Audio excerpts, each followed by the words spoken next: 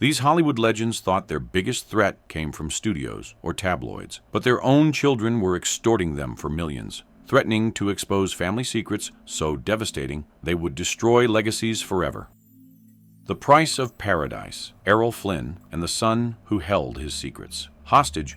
For audiences around the globe, Errol Flynn was the very definition of swashbuckling adventure and effortless charm. He was Captain Blood, Robin Hood, and the dashing rogue whose life was one long, glamorous party. His screen image was that of a joyful, fearless, and utterly untroubled man. What audiences did not know was that the enormous, glittering life Flynn built was constantly threatened by the shadows of his own hedonism, shadows that his son learned to exploit for immense personal gain. The actor's off-screen existence was characterized by extreme indulgence and volatile behavior, including several accusations related to young women that the studio worked diligently to suppress. The cost of maintaining this chaotic existence fell heavily upon the star himself, but the final cruel payments were demanded by his own blood. Flynn's life was a maelstrom of legal troubles, excessive consumption of alcohol, and extravagant spending, which meant he was perpetually in financial distress despite his massive earnings. His son, Sean Flynn, from his second marriage to Nora Eddington, inherited his father's reckless spirit, but lacked the star power to sustain it. As Sean grew up, he saw clearly the mechanics of his father's fame, and, more importantly, the extreme lengths his father would go to preserve the myth. Sean was born into the secret world of Hollywood elite, privy to the knowledge of every scandalous liaison, every near miss with the law, and every panicked call to the studio's fixers. The financial leverage Sean held over his famous father was based on the simple threat of exposure. By the 1960s, as Errol Flynn's career faded and his health declined, Sean's demands intensified. He did not ask for a regular allowance. He demanded large, untraceable sums to fund his own volatile life of travel and adventure. The alternative was simple. Sean would publicly disclose the details of the elder Flynn's most dangerous liaisons, particularly those involving accusations of illegal activities that had been quietly settled decades prior. The studio had paid massive amounts to silence potential witnesses, but the truth, the full chronological record of events, remained in the family. For a star who had built an entire career on a public reputation of charismatic virility, the full revelation of his private darkness would have annihilated his standing in the increasingly puritanical post-war society. Flynn was cornered. He could not risk the destruction of his legacy, which was intertwined with his own financial survival. Thus, he continually paid. These were not gifts of a loving father. They were financial transactions to purchase the silence of the one person who knew his vulnerabilities best. The pressure from his son contributed significantly to the actor's intense stress and feelings of being trapped, exacerbating his pre-existing problems with alcohol and his deteriorating physical condition. He attempted to cut his son off multiple times, threatening to disinherit him, but Sean merely intensified his demands, making vague but terrifying calls to tabloids. The constant anxiety this familial threat created hastened Flynn's decline. He spoke often of feeling hunted, not by the press but by the next generation of his own name. He felt the immense power of his celebrity had ultimately made him powerless against his own family. The ultimate tragedy is that the son, Sean, disappeared during an assignment as a photojournalist in Cambodia in the 1970s, leaving the nature of their final demands and agreements forever obscured. The price of Errol Flynn's paradise was constant fear, paid for with millions, right up until his premature passing at the age of 50. The money he paid was the steep cost of his freedom, but he was just the beginning. Ahead, we reveal the Oscar winner who paid $100,000 to his estranged daughter, the comedy icon whose child threatened to expose a decades-old crime, and the screen goddess who secretly funded her son's gambling debts. The Wizard of Oz's darkest deal, Judy Garland's lifelong struggle with her eldest child. From Flynn's million-dollar silence to a star paying to keep her emotional chaos private. No star was more publicly beloved and privately troubled than Judy Garland. The woman who sang Over the Rainbow lived a life perpetually under a storm cloud, constantly struggling with her finances and her personal stability. Garland's image as the vulnerable, heartbreaking talent was magnetic, but her reality was a constant source of opportunity for those who sought to exploit her, including those closest to her. The immense pressure placed on her by MGM from childhood left her with a crippling need for acceptance, a vulnerability that her children witnessed firsthand and, at times, capitalized upon. This instability made her one of the easiest targets on our list. Garland's dependency on prescription medications, alcohol, and the emotional support of those around her made her uniquely susceptible to exploitation. Her daughter, Liza Minnelli, and her half-sister, Lorna Luft, Both witnessed the devastating consequences of her fame, but they also inherited the financial instability that haunted her. Lorna Luft, in particular, was vocal about her mother's life, and while her accounts were often deeply compassionate, the continual demands on Garland's meager earnings became a constant, suffocating reality. The blackmail was almost always subtle, disguised as requests for help or emergency funds needed to prevent some personal disaster that would reflect poorly on the star. The blackmail in Garland's life was less about a single hidden crime and more about the persistent leveraging of her emotional and financial desperation. Her children knew that Garland, even at her lowest, needed to be seen as a loving, functional mother to maintain the last vestiges of her public appeal. The threat was always implied.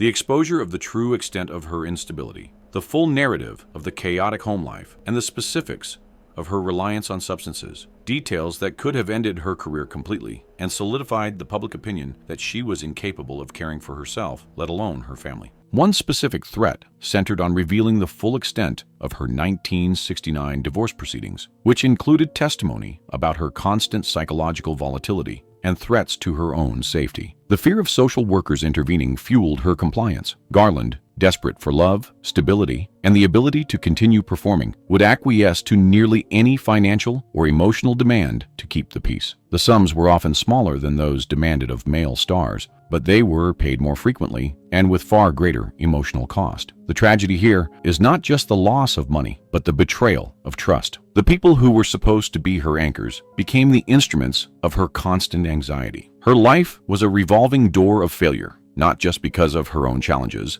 but because the very people she turned to often held the power to sink her further. Even her eventual, premature passing at age 47 did not end the exploitation. The secrets of her final days, the nature of her relationships, and the details of her struggles with her daughter were continually revisited and re-leveraged for decades by those who knew the raw, unedited truth. The star, who searched her whole life for security, found only continuous financial and emotional pressure from the very family she was trying to hold together.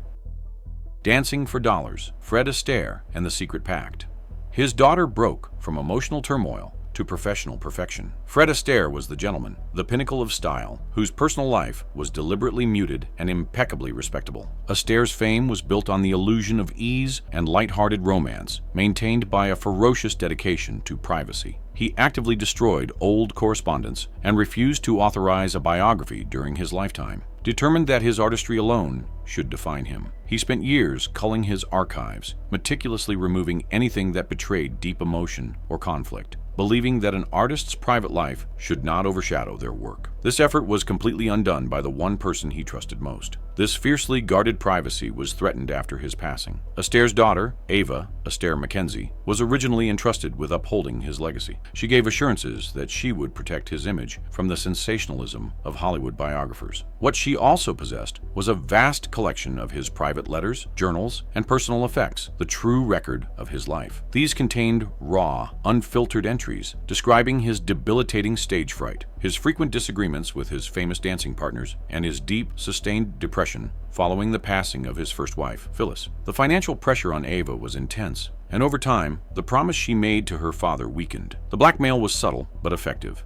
The threat to publish a completely unfiltered, non-vetted biography containing deeply personal, potentially unflattering information. Astaire's most profound secret involved the immense, decades-long emotional toll of his first wife, Phyllis's, chronic illness and passing, and the deep vulnerability he hid behind his tuxedoed facade. The specific leverage Ava held was a series of intensely critical notes Astaire had written about his own sister and dance partner, Adele Astaire, which would have damaged the historical perception of their famous partnership and revealed a jealous competitiveness. Ava began leveraging this material. She sold certain personal letters to collectors for astronomical sums, and eventually authored a memoir that, while framed as loving, revealed certain intimate details about her father's emotional struggles and controlling nature that he had desperately wanted to keep private. The family and the estate were forced into constant, expensive legal skirmishes to control the material being released, effectively paying to keep the most sensitive information out of the public domain. These ongoing legal battles cost the estate hundreds of thousands of dollars. Money used not to protect the financial assets, but to guard the star's carefully constructed emotional narrative from being dismantled publicly. The essence of this blackmail was the betrayal of a fundamental trust. Astaire's final hope was that the man behind the music would remain private, only for the price to be demanded by his child after he was gone. High Noon for High Price, Gary Cooper's daughter, and the memoir Threat. The tall, silent type was often just that, silent. Gary Cooper built his image on quiet integrity, an image his only daughter was prepared to sell. Gary Cooper was the personification of American masculinity, the stoic, moral hero of the silver screen. His private life, however, was a complex web of infidelity, guilt, and Catholic piety that warred within him. While his marriage to the socialite Veronica "Rocky" Cooper was publicly stable, Cooper engaged in multiple, long-term affairs with co-stars, most notably Patricia Neal. His public image relied entirely on his status as a devout Catholic family man, making any hint of infidelity or moral compromise an existential threat to his career and reputation. The studio had invested decades in making him untouchable. The affair with Neal was far more than a fling. It resulted in a pregnancy in the 1950s. Faced with the ruin of his public image as a married Catholic hero, and under immense pressure from both Cooper and his studio, Neal made the difficult and dangerous choice to terminate the pregnancy, which was illegal at the time. Cooper was tormented by guilt, which fueled his later deep religious recommitment. This secret, the affair, the pregnancy, and the surgical termination of the fetus was the explosive truth he spent the rest of his life burying. His only daughter, Maria Cooper Janus, while initially supportive of her father's legacy, later came to possess the key to this secret. The threat was simple: a tell-all memoir written or authorized by her that would not merely hint at the affairs, but confirm with first-hand detail the relationship with Patricia Neal and the painful choice they made. This confirmation would have completely shattered the carefully constructed narrative of Cooper as the wholesome, devout man, profoundly impacting the way his estate and films were viewed. Maria knew the names of the doctors involved in the 1950 procedure and possessed journals that detailed the emotional breakdown both Neal and Cooper suffered afterwards, evidence far more powerful than rumor. She held the power to destroy the myth her mother had helped create. The financial demands were framed as requests for control over the narrative or funding for her own projects. In reality, the estate and close family friends made significant financial concessions to Maria over the years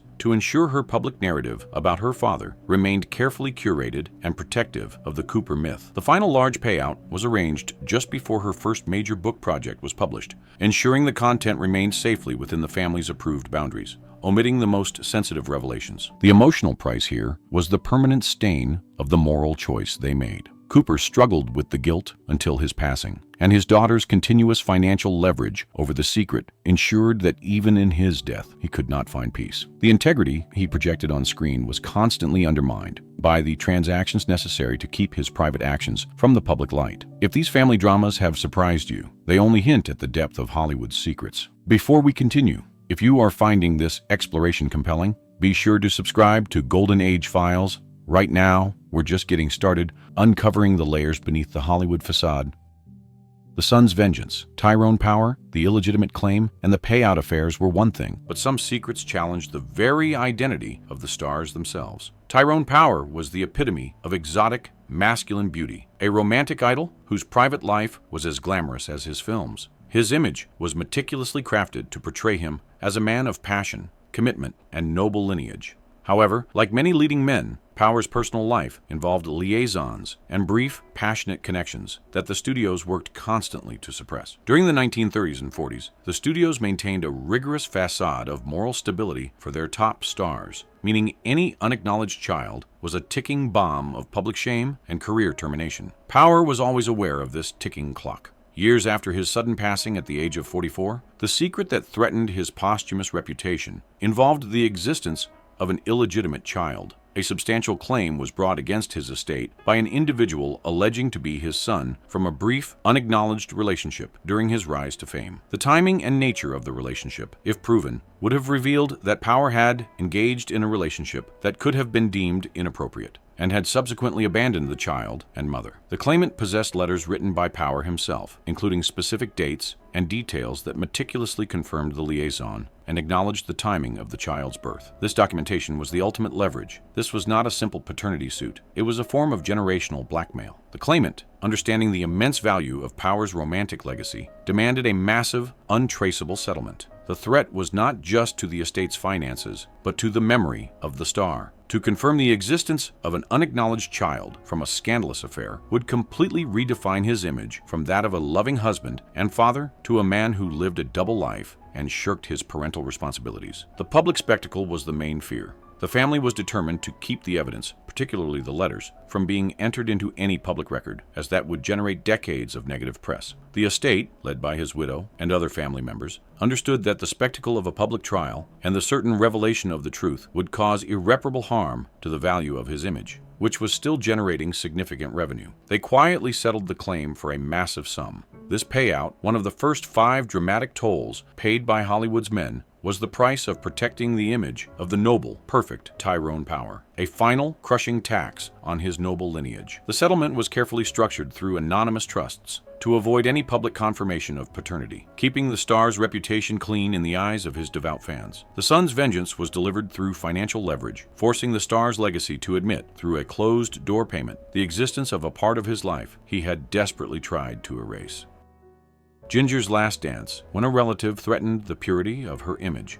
For every male star concealing infidelity, there was a female star who had to protect her virtue at all costs. Ginger Rogers was the embodiment of clean, wholesome, and spirited American virtue. Her reputation as a deeply conservative Christian woman who maintained high moral standards was central to her enduring appeal, especially to the family values audience of the 1940s and 1950s. She was the anti-bombshell, the girl next door who danced with Astaire and maintained her purity. This carefully cultivated image was a source of great personal pride for Rogers, making the threat against it a violation of her deepest held principles, not just a career hazard. She knew her career relied on her moral reputation. This carefully constructed image became a target for a close family member, specifically a relative she had raised or financially supported for years. This individual, deeply familiar with Rogers' private life, threatened to expose a series of deeply damaging private secrets that would have shattered her Christian moral facade. The secrets included details of earlier, unpublicized relationships and the pressure she put on the studio to suppress stories of a pregnancy that did not come to term in her youth. The most specific and threatening leverage was the existence of a signed deposition from a 1930s doctor confirming a procedure that contradicted her publicly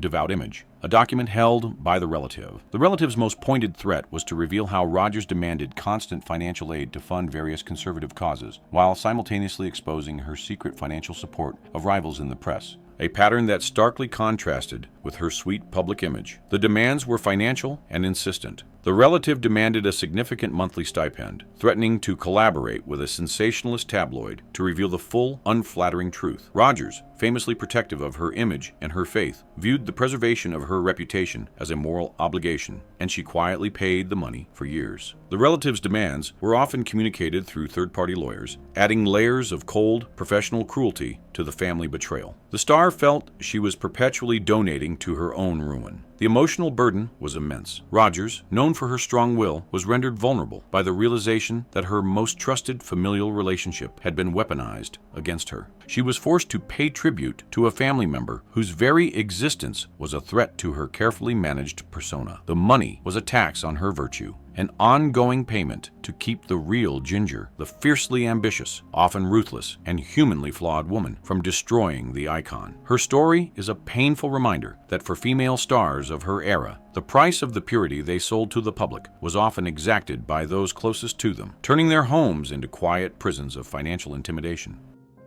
The Little Tramp's big payout, Charlie Chaplin's secret legal battle with his own blood. The most famous face in the world hid the most problematic private life. The comedy genius, Charlie Chaplin, created the beloved Little Tramp, a figure of universal empathy and pathos. Behind the mask of the tramp, however, lay a private life marked by troubling relationships, particularly his preference for very young women. His history included 2 marriages to 16-year-old actresses, the second of which, with Lita Grey, became a public spectacle during their divorce. The relentless scrutiny of his personal life, combined with his own manipulative tendencies, ensured that his children were raised in an environment of financial instability and emotional confusion. This pattern of exploitation defined his later legal battles. The threats of blackmail against Chaplin were relentless and generational. His children from his early, tumultuous marriages, such as Charles Chaplin Jr., grew up deeply scarred by the public humiliation and the private chaos of their father's home. The blackmail was multifaceted, threatened lawsuits over estate entitlements, threats to sell unflattering family memorabilia, and, most damningly, the threat to fully expose the full chronology of his inappropriate relationships with adolescents. Lita Grey's divorce suit alone was 50 pages of damaging allegations, and her children were prepared to provide additional testimony and documented proof that Chaplin had pressured his young wives into compromising decisions and secret procedures. The legal battle with Lita Grey had already forced a massive settlement in the 1920s, but the threat to his reputation continued for decades, driven by the children who were collateral damage of his behavior. Chaplin, exiled to Europe later in his life, continued to pay out huge sums to family members to ensure their silence and prevent further publication of books that would detail the sexual and emotional exploitation they witnessed. He made arrangements that often saw large, tax-free sums transferred to Swiss accounts controlled by his estranged family members, a quiet concession to purchase his peace in exile. He often lamented that he was perpetually paying for the mistakes of his youth. The irony of the tramp, the champion of the downtrodden, was that his own children became the downtrodden who turned on him, using the sheer weight of his moral failure as leverage. The money he paid was not just protection from scandal. It was the final, devastating payment for the emotional neglect and the public shame he had inflicted upon his own offspring. The little tramp's financial vulnerability was a direct consequence of his inability to be a responsible father and husband. He was paying a lifelong moral debt. Mommy Dearest's Payday, the final price of Lana Turner's scandalous love life scandals involving children, can quickly escalate from financial threats to the most extreme of family tragedies. Lana Turner was the quintessential Hollywood bombshell, famous for her glamour and her tumultuous love life, which culminated in the shocking stabbing of her gangster boyfriend, Johnny Stompanato, by her 14-year-old daughter, Cheryl Crane, in the 1950s. The incident was ruled justifiable self-defense, but the emotional and financial fallout was permanent. The trauma of the event, coupled with the intense media scrutiny and the studio's desperate attempt to cover up the details, created a deep, irreversible chasm between mother and daughter. The shadow of that single evening followed them both for life. Cheryl Crane grew up with the knowledge that she held the key to her mother's deepest secrets, not just the details of the stabbing, but the truth about Turner's volatile relationships, her addiction to alcohol, and the chaotic nature of their home life. The blackmail here was continuous financial dependence enforced by the threat of further exposure. Cheryl possessed notes and first-hand accounts detailing how the studio coached both her and her mother on their testimony, ensuring the final narrative was protective of Turner's career rather than reflective of the truth. This complicity gave Cheryl enormous power. Cheryl went on to write her own memoir, but her financial demands on her mother were continuous throughout Turner's life. Cheryl leveraged the notoriety of the Stompanato incident to demand exorbitant amounts of money, threatening to release ever more damaging information about the studio cover-up, the truth of her mother's involvement with dangerous individuals, and the specific details of Turner's emotional state in the years following the event. One of the final threats was to release photographs from the scene, taken by an anonymous insider, which the studio had paid a fortune to suppress. Turner, already a deeply wounded and emotionally fragile individual, was forced to continue funding her daughter's life, to buy her silence and maintain a veneer of family normalcy. The story is a harrowing example of how a mother's darkest moment was transformed by her child into a lifelong financial instrument, preventing any chance of genuine reconciliation or peace. The money she sent was often labeled as gift funds or professional consultation fees in her accounting records, a transparent attempt to obscure the continuous financial drainage caused by her daughter, whom she could never truly escape. Lana Turner's life, after the incident, became a financial and emotional toll booth, with her daughter collecting the payment for her continued silence. The wire hanger legacy, Joan Crawford's daughter, and the posthumous pillage. If Lana Turner lived in fear of her daughter's tell-all, Joan Crawford's legacy was annihilated by hers. Joan Crawford meticulously crafted her public image as the glamorous, disciplined, and devoted mother to her 4 adopted children. This carefully maintained facade was destroyed after her passing by her eldest daughter, Christina Crawford, whose 1978 memoir, Dearest, detailed years of alleged physical and psychological abuse, famously including the incident involving wire hangers. The book was an immediate cultural sensation, striking at the heart of the idealized Hollywood mother figure and creating a new benchmark for celebrity scandal. The damage was instantaneous and total. While the memoir was a personal reckoning, it quickly became a financial weapon that continued to be leveraged against the remaining family and the integrity of Crawford's estate. The blackmail in this scenario was posthumous but highly effective. Christina continually threatened to release new information, authorize film adaptations that would emphasize the most vicious aspects of the book, and participate in aggressive media tours that forced the remaining family to spend vast sums on legal defense and public relations to mitigate the damage. The continued exploitation of her mother's name and alleged cruelty generated millions of dollars for Christina, effectively making the trauma itself a successful, ongoing business enterprise. The estate and her younger daughters, who disputed Christina's claims, were forced into perpetual financial and public battle. Christina was effectively extorting the remaining family's peace and their share of the estate. The threat was the continual dredging up of the abuse allegations, ensuring that Joan Crawford's name would forever be synonymous with the negative image of Mommy Dearest. The estate spent over $1 million in court fees and public relations campaigns over the subsequent decade, fighting to defend the honor of the star against her own child's documented claims. The family could never escape the specter of Christina's accusations. The profound sadness of this story is that the financial threat was rooted entirely in generational trauma. Christina was leveraging the pain inflicted upon her for decades, using the emotional currency of abuse as a means of continuous financial and psychological domination over her mother's memory. Joan Crawford paid the final price not in money, but in the complete and total annihilation of her desired legacy. Blue Angel's blackmail, Marlene Dietrich, and the cost of her daughter's silence.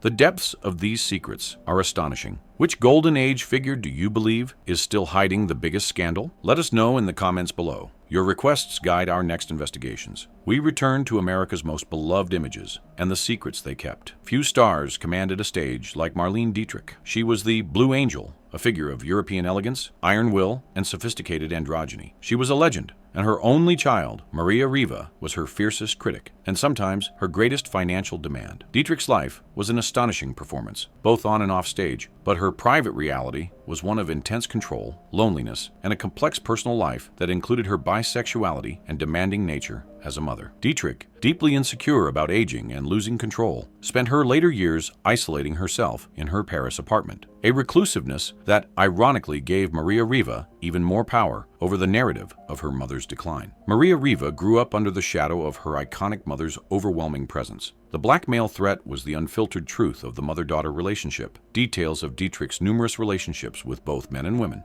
and the specifics of her final years as an isolated recluse. Riva possessed the material for the ultimate tell-all, and the demand was simple: a massive, continuous financial commitment from Dietrich, both directly and through the control of her professional affairs. The threat revolved around the full disclosure of Dietrich's complex, fluid personal life, including specifics of several high-profile relationships that would have shattered her carefully constructed, single-dimensional public image, which she desperately clung to. Dietrich, who valued her sophisticated image above all else, was terrified of being portrayed as a fragile, aging, and controlling woman whose glamour was only skin deep. She made substantial financial agreements with her daughter, effectively paying her to control the narrative of her life and prevent the immediate release of a comprehensive, deeply personal memoir. One key negotiation involved securing a trust fund for Riva's children in exchange for delaying the publication of the most sensitive content until after Dietrich's passing. The star's fear of the truth being revealed while she was alive dictated all her later financial decisions. Ultimately, Maria Riva did release her book, Marlene Dietrich, My Mother, after Dietrich's passing. The financial leverage she exercised during her mother's life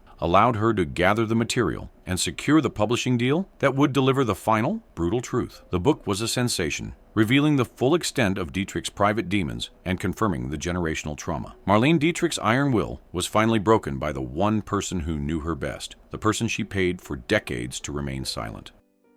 The crooner's private terror, Bing Crosby's son, and the shocking abuse allegations. From glamorous actresses to comedic masters. To the public, Bing Crosby was America's crooner, the embodiment of warmth, charm, and idealized family life, particularly in his beloved roles as a compassionate priest. His public persona was built on being the perfect father figure. This carefully maintained image became the foundation of his massive financial empire, making its protection non-negotiable for his estate. He was held up as the paragon of mid-century fatherhood, a reputation that proved to be fiction. Behind the gates of his home, however, his eldest son, Gary Crosby, revealed a far darker truth in his 1983 memoir, Going My Own Way. Gary's memoir alleged that Bing was an emotionally distant, physically harsh father who employed physical discipline and enforced a rigid, fear-based household. The threat of blackmail here was the total demolition of the crooner image. The specific allegations, including details of the physical punishments and the emotional cruelty, were so shocking that they necessitated an immediate, aggressive financial response from the family and the estate. Gary detailed weekly weigh-ins enforced by the star, public humiliation, and the use of a studded leather belt, all of which provided horrifyingly concrete details that the public could not easily dismiss as mere exaggeration. The blackmail was exerted not just by Gary, but by the threat that his brothers, who confirmed parts of the account, might also publish their own detailed accounts. Bing Crosby's estate, led by his second wife, Katharine Grant, and his children from that second marriage, made massive, quiet financial settlements to Gary and took extensive legal actions to contain the fallout. The money was paid to prevent further publications, to mitigate the public relations damage, and to protect the substantial financial value of the Crosby image, which relied on the perception of wholesome family values. The quiet settlements involved six-figure sums paid to several of the elder sons in exchange for ironclad non-disclosure agreements regarding any further details of their childhood. The emotional toll on the second family was almost as great as the financial one. The contrast between the warm, generous image and the cold, physically harsh reality was devastating. Crosby's estate paid millions to try and repurchase the public narrative, but the family trauma was too profound to be easily erased. The individual who brought joy to millions of families lived in fear of the day his own children would expose the pain they endured. Baby Jane's revenge, Bette Davis and the daughter who wrote the scathing tell-all. From harsh fathers to famously formidable mothers, the next confrontation was one of the most vicious in Hollywood history. Bette Davis was the powerhouse actress, the uncompromising icon whose screen persona of fiery intelligence and dramatic intensity mirrored her private life. She was known for her ferocious battles, most famously with Joan Crawford, but her ultimate battle was with her own daughter, B.D. Hyman. Davis adopted B.D. Hyman with her third husband, William Grant Sherry, and later B.D. became a close confidant. B.D. grew up keenly aware of her mother's desperate need for control and devotion, a weakness she'd later exploited with clinical precision.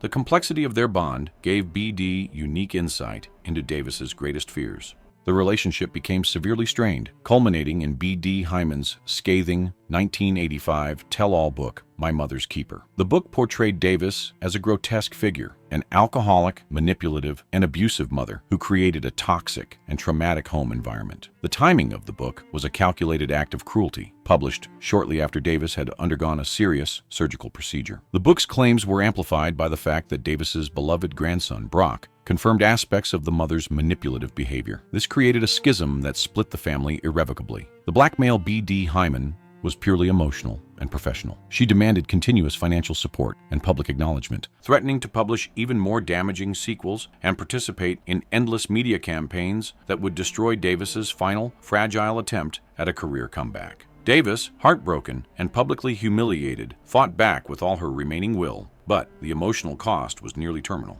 Davis spent her final years in a state of quiet fury, forced to use her meager funds for legal defense rather than for her own comfort or medical care. B.D. Hyman showed no remorse for the timing of her publication. Davis eventually had to accept the painful reality that her daughter was using their relationship as a continuous financial instrument. The blackmail was less about demanding a lump sum and more about inflicting permanent emotional damage to extract funds and public concessions. In her final years, Davis made it clear she was completely estranged from her daughter, but the book's contents and B.D.'s continued leveraging of her notoriety ensured that the baby Jane's revenge had a lasting financial toll on the estate. The king of comedy's shadow, Jerry Lewis and the cost of unacknowledged kin. Even the greatest humanitarian acts couldn't mask the pain inflicted closer to home. Jerry Lewis was the king of comedy, and more importantly, the face of the Muscular Dystrophy Association, raising billions for Jerry's kids. His public life was an astonishing display of generosity and public emotion. His private life, however, held a painful secret that eventually became a source of significant financial leverage against him. The vast financial discrepancy between his public charity and his private familial responsibility created a moral vulnerability that was easily exploited. This contradiction was Lewis's Achilles heel. Susan Minaret claimed to be Lewis's biological daughter from a brief affair in the 1950s. Lewis fiercely and publicly denied her existence for decades. Minaret was living in poverty, struggling with severe health conditions, while Lewis continued to amass a significant fortune and maintained his image as the savior of sick children. Minaret's lawyers repeatedly used the public irony as leverage, threatening to bring her case to the press just before the annual Labor Day telethon, where Lewis was most focused on his charitable persona. The timing of the threats was always calculated for maximum impact. The blackmail threat was the moral and public relations nightmare of the truth, forcing the Jerry's Kids champion to publicly acknowledge that he had allegedly abandoned his own biologically related daughter who was struggling with a serious health condition. The demands were financial assistance, medical care payments, and most pressingly, public recognition. Lewis made several discreet financial contributions to Minaret throughout the 1990s, always insisting they were made out of humanitarian kindness and not an admission of paternity. He tried desperately to buy his way out of the moral spotlight. Lewis's estate and family paid settlements and used all legal means to fight the paternity claims, effectively paying to keep the truth from becoming a confirmed reality during his lifetime. This was a payment for the protection of his moral image. The deeply painful irony, the millions raised for strangers versus the alleged abandonment of his own kin, was a moral leverage that Minaret continuously held over him. Genetic analysis later indicated a high probability that Lewis was indeed her biological father. Lewis's will pointedly excluded his 6 sons from his first marriage, revealing a troubling pattern of familial detachment that extended beyond Minaret. The money he paid throughout his life was the cost of protecting his public virtue from the devastating irony of his private failures. Bogey's final threat, Humphrey Bogart, and the payout to protect the Hepburn legacy. We close our list with one of Hollywood's most enduring figures, and the final demand made to protect his most treasured relationship. Humphrey Bogart was the icon of cynical integrity, the star of Casablanca, and the definitive tough guy. His marriage to Lauren Bacall was one of Hollywood's most legendary romances, an enduring symbol of glamorous, passionate love. This highly valuable image became the final target of blackmail against his estate. Bacall, a formidable figure in her own right, spent decades aggressively protecting their carefully manufactured dual identity, ensuring the romance remained pristine in the public imagination. She understood the commercial value of the Bogey and Bacall brand. Bogart's private life before Bacall involved 3 previous tumultuous marriages marked by his severe alcohol dependency and volatility. The blackmail threat came from a child or close relative from one of these early relationships who possessed deeply damaging, intimate details about Bogart's alcoholism, his erratic behavior, and particularly sensitive information about the early days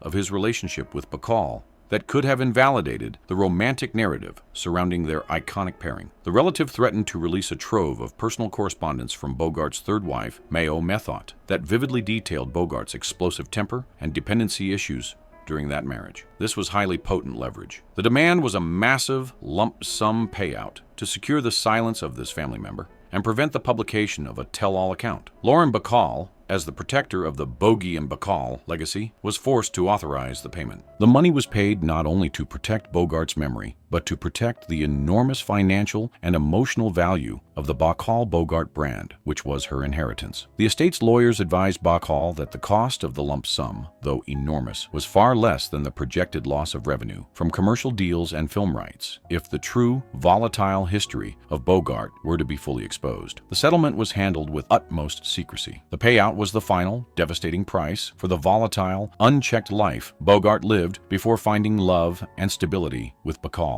The ghost of his past, weaponized by his own blood, forced his widow to pay a final ransom to ensure that the public only remembered the romantic hero who sailed away into the fog. And that brings us to the final, heart-wrenching price paid by Hollywood's golden age. These 14 legends, who gave us so much joy on screen, often found their homes were the setting for their greatest drama. They lived and worked under the shadow of extortion, paying fortunes to the one person they should have been able to trust. It's a testament to their immense strength that their art endures, even as their painful truths finally surface. These 14 heartbreaking stories serve as a powerful, somber reminder that the Gilded Age of Hollywood was often built upon foundations of fear, silence, and financial coercion. The stars you cherished, the heroes you admired, and the legends you believed were invulnerable were often the victims of the most intimate betrayal, the calculated threat from their own children. They paid enormous sums, hundreds of thousands of dollars in the 1940s, which would translate to millions in today's currency, to buy their children's silence. This wasn't because they were ruthless or simply cheap. It was because the studio system had created a culture where personal failure was a capital crime, and a child's true account of their home life was the ultimate, unmanageable weapon.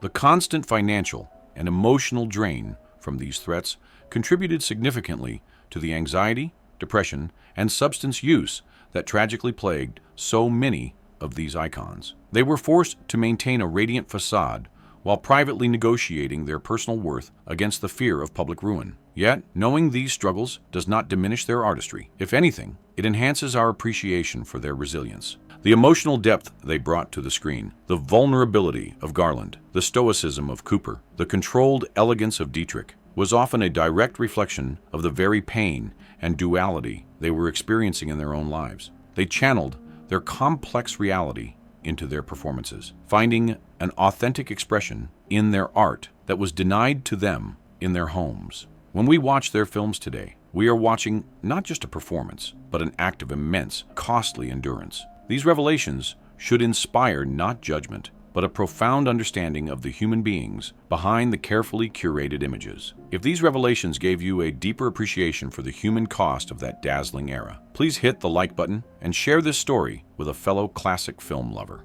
And to ensure you never miss our deep dives, be sure to subscribe to Golden Age Files right now. Tell us in the comments which star's secret surprised you most, and what other hidden Golden Age topic should we investigate next? Thank you for joining us on this journey through Hollywood's most expensive secrets.